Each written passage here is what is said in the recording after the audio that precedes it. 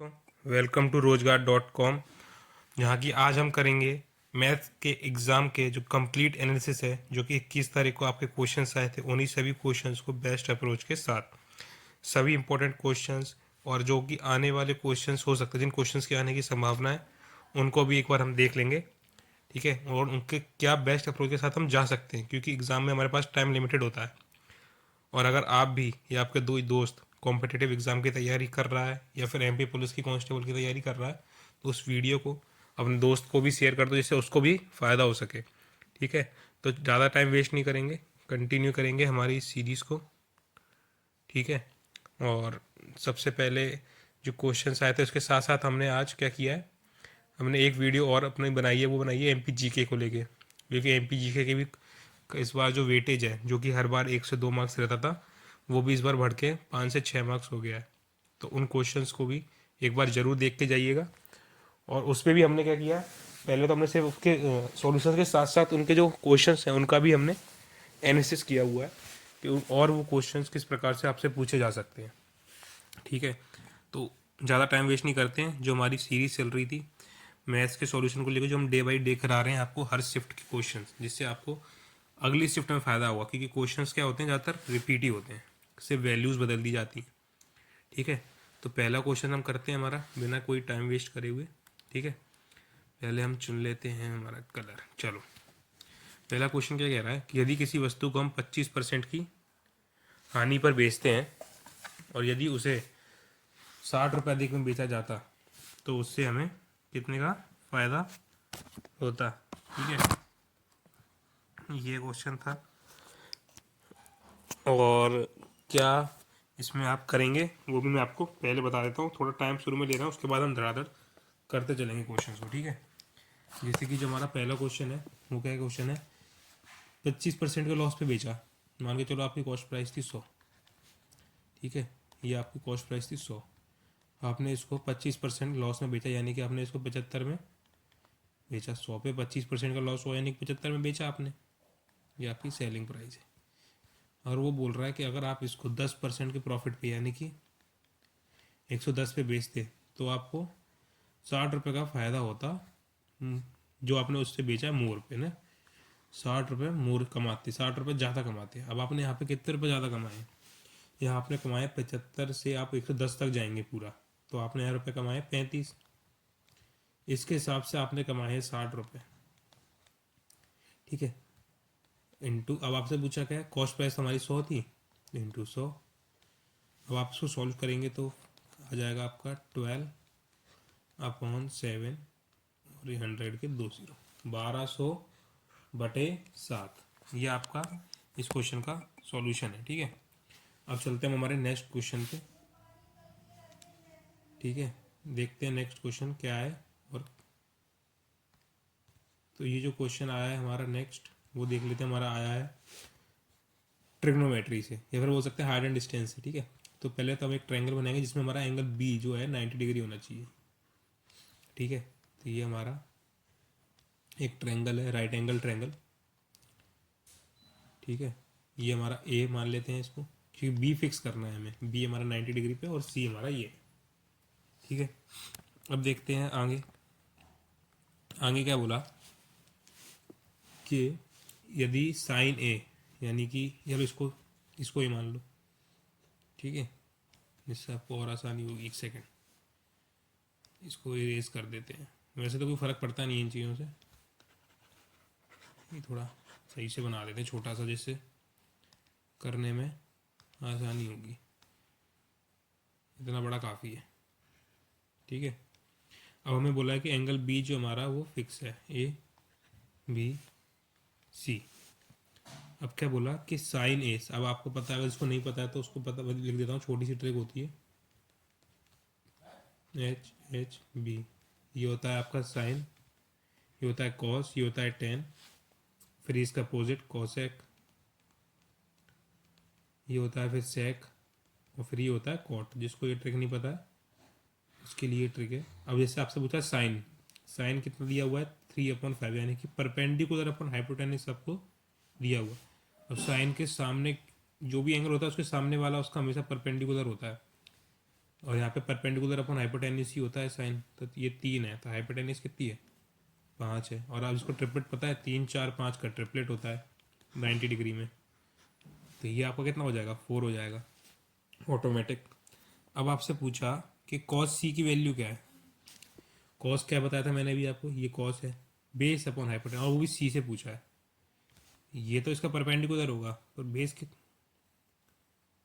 Base कितना होगा इसका, कॉसेक पूछा है क्या, कॉस सी हो जाएगा आपका बेस अपॉन हाइपोटेन्यूस, यानी 3/5। कितना हो जाएगा, ये बेस है आपका, बेस अपॉन हाइपोटेन्यूस, बेस कितना है 3, क्योंकि ये तो परपेंडिकुलर है, तो कॉस सी हो जाएगा आपका बेस यानी कि 3, और हाइपोटेन्यूस तो सेम ही रहती है।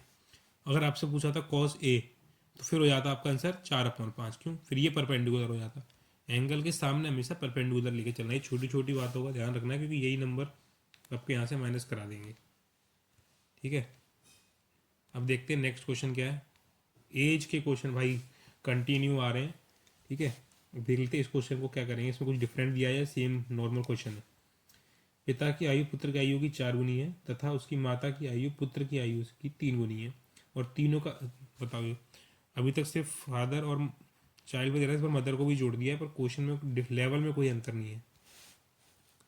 सबसे पहले हम बना लेते हैं फादर, सन और मदर। अब क्या बोला है, देखो दोनों की एज अगर आप पढ़ोगे तो देखो, फादर की आयु, पिता की आयु पुत्र से, और यहाँ भी माता की आयु पुत्र से, दोनों की आयु का कंपैरिजन किससे हो रहा है, पुत्र से हो रहा है, यानी कि सन से हो रहा है। तो आपको क्या करना है, सबसे पहले आपको सन की कोई एज ऐसी मान लेनी है सिंपल इजी, जिससे आपको इनको उसमें अप्रोच, क्या बोलते हैं, अप्रोच करने में दिक्कत ना हो। ठीक है, जैसे यहाँ पे बोला मैंने, इसको मान लिया 1 है, कितनी है, कि जो उसके पिता की आयु वो कितने साल है, 1 साल है, मतलब सन की आयु कितनी है, 1। अब सन की 1 है, तो फादर की कितनी हो जाएगी, 4 गुनी, यानी 4, और मदर की हो जाएगी 3। देखा, अगर मैं इसकी वैल्यू को ढंग से नहीं मानता तो कुछ हैवी वैल्यूज हमें पुट करनी पड़ती है, यहाँ पर कितना ईजी तरीके से हो गया है। अब क्या बोला कि जो तीनों का सम है कितना, 88, अभी दिया होगा, का योग 88 है। ठीक है, कितना है 88, तो बस 4 और 3 7 8, यानी कि 88 8 की वैल्यू है। और इन्होंने पूछी किसकी है, इन्होंने पूछी मदर की एज, मदर कितने साल की है, 3 साल की है। ये काट दीजिए, कितना आ जाएगा, मदर की जो एज है वो आ जाएगी आपकी 33 ईयर्स। ठीक है, कुछ था इस क्वेश्चन में, कुछ नहीं था। अब देख लेते हैं नेक्स्ट क्वेश्चन, जो कि हाइट एंड डिस्टेंस से आ रहा है। हाइट एंड डिस्टेंस से भी क्वेश्चंस आ रहे हैं, जो कि अभी तक एमपी पुलिस शायद इतना नहीं पूछता था, पर इस बार पूछ रहा है, पर बेसिक लेवल पूछ रहा है। जिसने अगर हल्का फुल्का भी पढ़ा हुआ है हाइट एंड डिस्टेंस, तो वो इस क्वेश्चन को कर लेगा। बाकी आप अगर हमारा एनालिसिस देख रहे हैं तो उन्हीं से क्वेश्चन आ रहे हैं 30 और 60 डिग्री पे या 45 डिग्री पे, जो कि हम लगातार आपको करा रहे हैं। अगर आप हमारा एनालिसिस भी देख रहे हैं तो उससे भी ये क्वेश्चन आराम से हो जाएंगे। अब जैसे कि ये क्वेश्चन दिया हुआ है कि एक हवाई जहाज है जो कि 30 डिग्री का कोण बना रहा है और 500 मीटर ऊपर ले आया जाता है, मतलब उसकी जो हाइट मान लीजिए 500 मीटर और 30 डिग्री का कोण बना रहा है। कि एक सेकेंड, क्या हो गया, पेन सेलेक्ट नहीं हुआ क्या। ये मान लीजिए कि हमारा जो ये हमारी हाइट है, यहाँ पे उड़ रहा है वो कहीं, ठीक है, और वो यहाँ से वो 30 डिग्री का कोण बना रहा है। कितने डिग्री का, 30 डिग्री का कोण बना रहा है। अब आगे पूछा कि there how it about the horizontal plane. ठीक है, अब आपके मतलब कि वो ये पूछना चाह रहा है कि वो जो ये पूछना चाह रहा है आपसे, इसकी हाइट क्या है, मतलब इसकी लेंथ क्या है, वो कितना उड़ा। ठीक है, तो अब आप ये देखिए, ये अगर 30 है, ये हमेशा कंटिन्यू 90 चलता है, तो ये कितना हो जाएगा आपका 60 डिग्री, क्योंकि 180 सम होता है। अब आप लोगों ने पढ़ा होगा, ये मैंने पढ़ाया भी था, 30 60 और 90, 90 का लिखने जाएगा। ठीक है, और एक 45 का कोड भी होता है, वो पता, तो आपको पता होगा 30 के सामने 1, 60 के सामने √3 और 90 के सामने 2 का रूल चलता है हमारा। अब 30 के सामने 1 यानी कि 500 वैल्यू दी हुई है, तो 60 के सामने कितना होगा, क्योंकि 60 तो √3 के बराबर है, तो √3 का इसमें गुणा हो जाएगा, तो 500 √3। अगर कोई पूछे तो कि BC की लेंथ कितनी आ गई, BC की लेंथ आ गई 500 √3। ये कितना बेसिक क्वेश्चन था ये, ठीक है। और जिन्होंने बिल्कुल ही नहीं पढ़ा तो वो इस क्वेश्चन को नहीं कर पाएंगे, ठीक है। अब देखते हैं नेक्स्ट क्वेश्चन को। अब ये आ गया सेंट्रोइड्स। अब ये क्वेश्चन अच्छा आया, ठीक है, थोड़ा लेवल तो अप हुआ है, मतलब लेवल अप उनके लिए हुआ है जिन्होंने बिल्कुल बेसिक पढ़ा है, जिसने हर चैप्टर को थोड़ा बहुत पढ़ा हुआ है, उसके लिए तो लेवल ईजी है। अब क्या बोला है, centroid of a triangle is divided the median into two parts. ये एक आपका एक ट्रायंगल है, ये एक मीडियन आ रही है, सेंट्रोइड पे गिर गई, सेंट्रोइड। और ये सेंट्रोइड जो है इसको, एक सेकंड रुको, क्लियर बना लेते हैं, दिक्कत नहीं आनी चाहिए भाई, ठीक है। देखते हैं अब सही बन रहा है, ठीक है।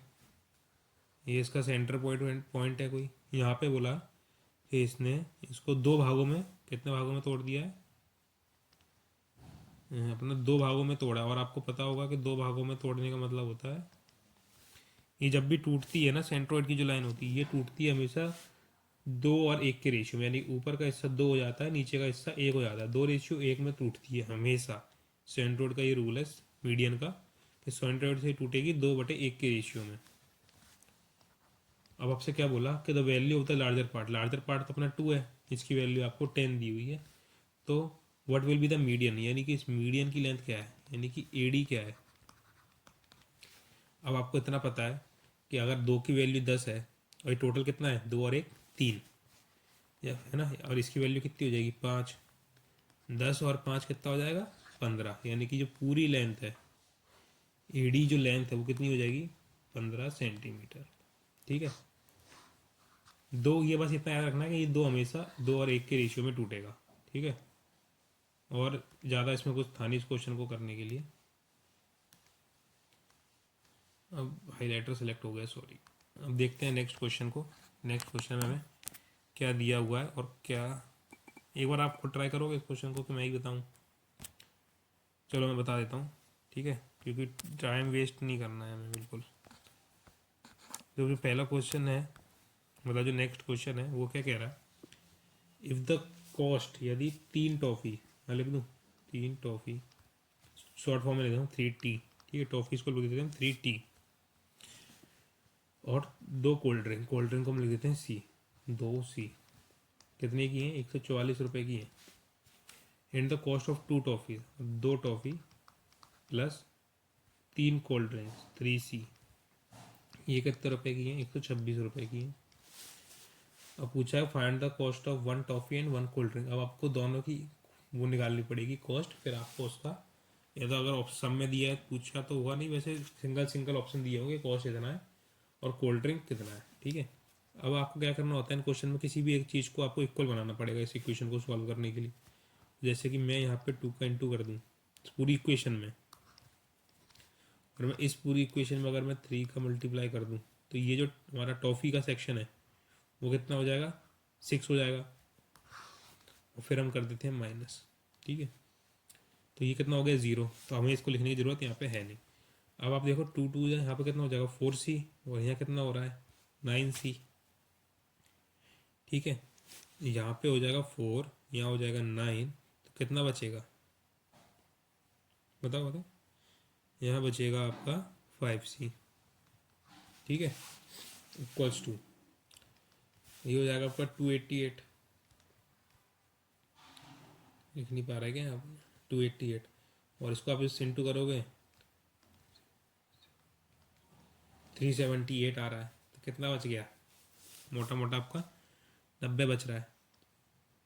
दोनों तरफ साइन माइनस के आएंगे और ये माइनस से माइनस कट जाएंगे, तो सी कितना आ जाएगा, अब आपका सी आ गया आपका 18, यानी कि एक कोल्ड ड्रिंक की जो कीमत है वो आपकी 18 है। अब इस सी को आप किसी भी इस इक्वेशन में पुट कर दो, ठीक है, जिसमें भी आपका मन कर रहा है उसमें पुट कर दो। जैसे कि मैं पुट कर देता हूँ, किस में पुट कर दिया, इसमें पुट करता हूँ फर्स्ट इक्वेशन में। तो क्या फर्स्ट इक्वेशन कहती है 3T plus 2C equals to 144 था। अब हमारा हमें टी निकालना है, तो 3T को 3T रहने दो, प्लस 18 दूनी 36, 36 आ जाएगा इक्वल्स टू 144। अब टी निकालोगे आप तो आ जाएगा 144 माइनस 36/3, तो यहाँ से आपका जो टी आ जाएगा वो आ जाएगा आपका कितना आ जाएगा, ये 8 और ये आ जाएगा 108/3 यानी कि 36 आ जाएगा। ठीक है, तो यहाँ पे लिख देता हूँ कि जो आपकी कोल्ड ड्रिंक आई है वो आई है 18 की, और जो टॉफ़ी आई है वो आई है आपकी 36 रुपये की एक। ठीक है, इजी क्वेश्चन था, वो मैंने आपको थोड़ा एक्सप्लेन करने के लिए इतना बड़ा कर दिया है। वैसे इतना बड़ा होता नहीं है क्वेश्चन, ठीक है, अगर आप करते तो। अगला क्वेश्चन क्या है, in a contractor works 15 man complete the construction of a hotel in 40 days. 15 लोग किसी होटल का काम 40 दिनों में कर रहे हैं। एक सेकेंड।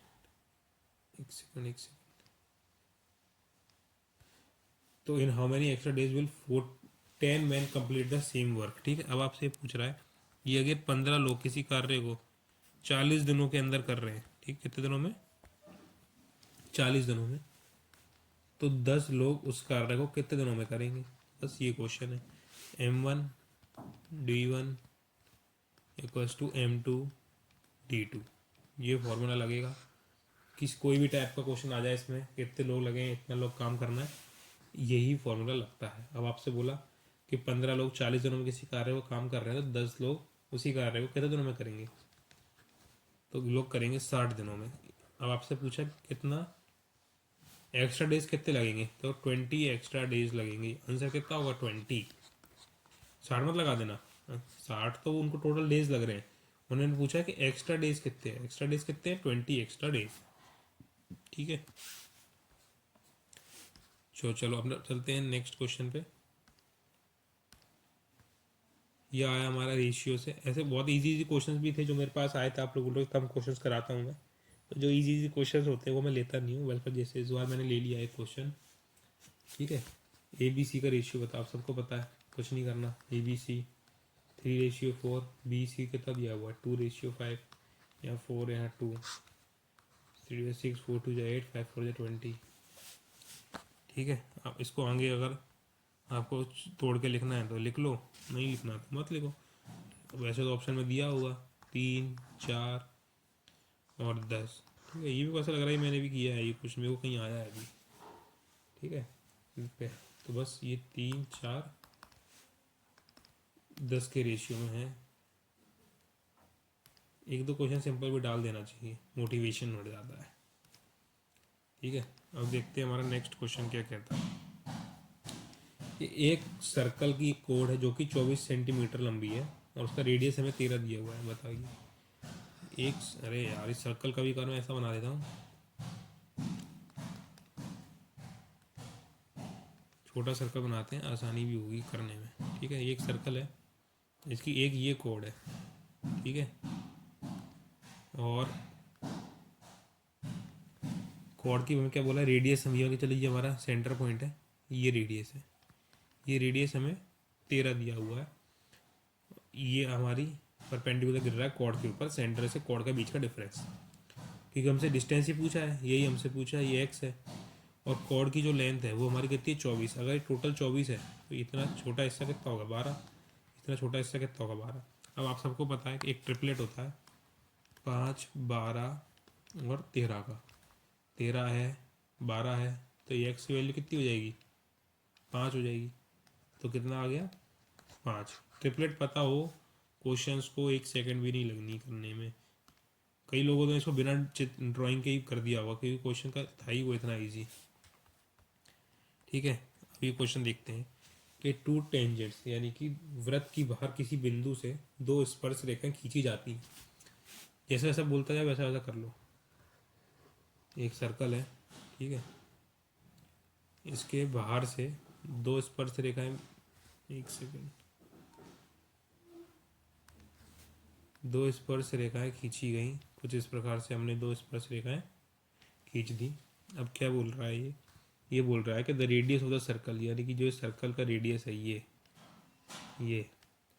ठीक है, ये हमें कितना दिया 7 सेंटीमीटर, और distance from the centre of the circle, distance of the point from the centre of the, अच्छा ये जो पॉइंट है जहाँ से उन्होंने इन दोनों टेंजेंट को हमने निकाला है, इस डिस्टेंस से इस सर्कल के बीच का डिस्टेंस है, ये हमें दिया हुआ है। अब मैं इसको दूसरे पेन से लिख लेता हूँ जिससे दिक्कत नहीं होगी। कलर कर लेते हैं वाइट। जैसे कि हमें ये बोला है 7 सेंटीमीटर है, डिस्टेंस हमें बोल दिया 25। अब सबको पता है 7, 24 और 25 क्या है, एक ट्रिपलेट है। अब जिसको ट्रिपलेट पता है वो भाई क्वेश्चन का ड्राइंग भी नहीं बनाया, क्योंकि उसे पता है कि टेंजेंट निकलती है 90 डिग्री का कोण बनाएगी, ठीक है, तो ट्रिपलेट ही बनेगा। तो 7, 24, 25 का बनेगा। और ये 25 है तो ये 24 होगा, ये भी 24 होगा, क्योंकि दोनों एक एक पॉइंट से निकली हुई दोनों स्पर्श रेखा में से बराबर होती हैं। तो दोनों की लैंथ कितनी आ जाएगी, 24। ईच टेंजेंट कितनी की हो गई, 24 की हो गई, ठीक है। ट्रिपलेट याद कर लो भाई, ट्रिपलेट बहुत इजी कर देता है ट्रिपलेट इन क्वेश्चन। देखने में ऐसा लग रहा था, पर अगर आपको ट्रिपलेट पता होता तो इस क्वेश्चन को आप देखते भी नहीं, मतलब ड्राइंग भी नहीं बनाते, हल कर देते क्वेश्चन को। अब हमारा जो नेक्स्ट क्वेश्चन है वो क्या है, if the height of a cylinder 8 centimetre, जो सिलेंडर की जो आपको हाइट दी हुई है वो दी हुई है आपको 8 सेंटीमीटर, और जो उसका रेडियस है वो दिया हुआ है 6 सेंटीमीटर। अब आपसे पूछ रहा है कि टोटल हाइट क्या होगी सिलेंडर की, ठीक है। अब टोटल सरफेस एरिया, अब टोटल सरफेस एरिया जिसको नहीं पता है, ठीक है, तो जल्दी बता दो किसको नहीं पता भाई टोटल सरफेस एरिया का फॉर्मूला। पेन ले ले। टोटल सरफेस एरिया का फॉर्मूला होता है 2πr ब्रैकेट में r+h। अब इसमें आप पुट कर देना, r आपको दिया हुआ है 6, हाइट आपको दी हुई है 8, बस अब कुछ में करना ही नहीं है। इसको मैं इसलिए मैं सॉल्व नहीं करा रहा, पता नहीं क्यों रख लिया होगा, इसको भी छोड़ दो। सिंपल क्वेश्चन है, जैसे कराया था वैसा ही है, करा दूँ क्या, ठीक है। क्या बोल रहा है क्वेश्चन कि the angle of elevation of a people from a point whose distance from the base is 5 centimetre is 60 degree, then find the height of the pole. इसमें ये बोल रहा है कि आपके पास जो एक